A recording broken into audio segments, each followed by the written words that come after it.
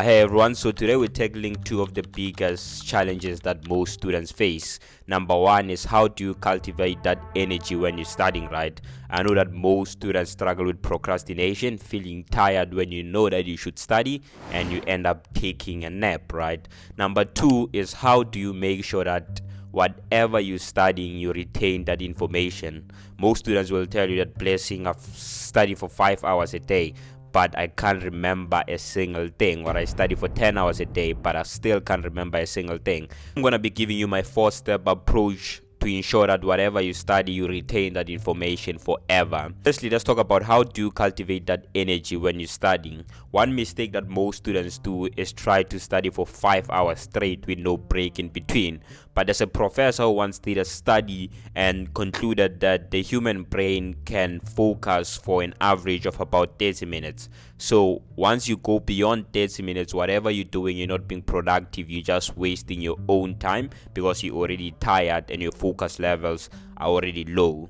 So how do you make sure that you cultivate that energy so that you don't get tired when you're studying, right? I always tell people that time management is not really about managing time, but managing your energy so that you ensure that you're productive for almost the entire day. So let's start. One method you can use is the Pomodoro method. So what you basically do is you break down your study session into small bits. I usually break it down into 30-minute sessions. So you set a timer for 30 minutes, you sit down, you make sure that in that 30 minutes you focused, you logged in, it's only your books. Make sure that there are no distractions. Turn off your cell phone. Make sure that you're not in front of TV, you're not in a noisy area. It's just you and your books for 30 minutes straight. And once the timer goes off, what you want to do is you want to set another 5 minutes timer. But in that 5 minutes, you're basically taking a break, right? You're doing what's fun so that you can boost your energy levels back up. So you can either take a walk, you can either dance around, you can have a snack. So in that 5 minutes, you basically boosting your energy levels back up. And when you're doing this, what happens is, whenever you're studying, your brain will tell itself that 30 minutes is not a lot, right? I can't study for 30 minutes. So whenever you feel like you're tired, you want to stop, you're going to say, yeah, I have 20 minutes to go, I can just push for this 20 minutes and then I'll have that 5 minutes break to do something fun. And in that 5 minutes, make sure that you stick to it as strict as possible.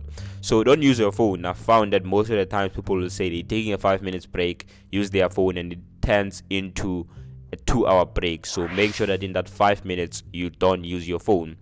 So this is a very famous method to ensure that you focused and you also have energy when you're studying, because if you want to study for 2 hours flat with no breaks, by the time you get to 1 hour you're already tired, and whatever you're doing, you're not really being productive.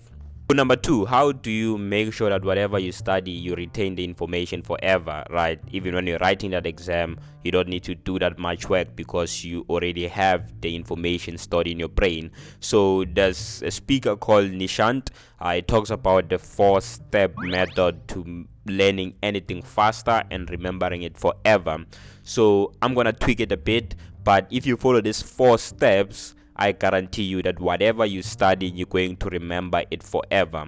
So step number 1, what you do is you learn, obviously, right? You absorb the information.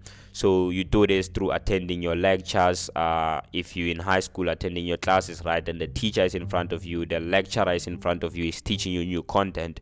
You're just trying to make sense of those principles that are being taught. And even when you get home, what you need to do is you need to sit down, review the notes for that day, try to learn as best as you can what you've learned that day.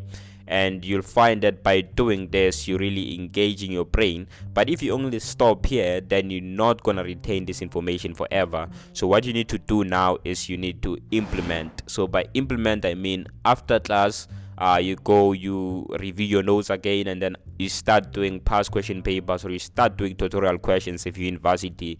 So by doing your questions, you get to catch whether you've understood what you've learned, right? So you do your tutorial question, you do your past question papers. That's step number 2, implementing what you've learned. Number 3 is you reflect on what you've learned. So reflection comes through when you're doing those tutorial questions. You do the question, after doing the question, what you do is you mark for yourself. And when you're marking for yourself, wherever you didn't get the answer correct, you try to investigate, to find out, to reflect, why did I go wrong, right? So why did I go wrong? What should I do next time? And once you find answers to those questions, you write them down and say, okay, cool, the reason why I went wrong here is because of this and this. Next time when I see this, I'm going to do this and this and this.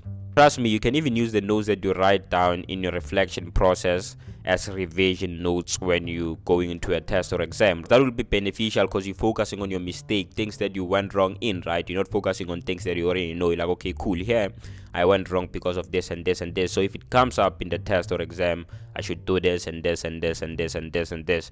So that's you reflecting on what you have learned and implemented.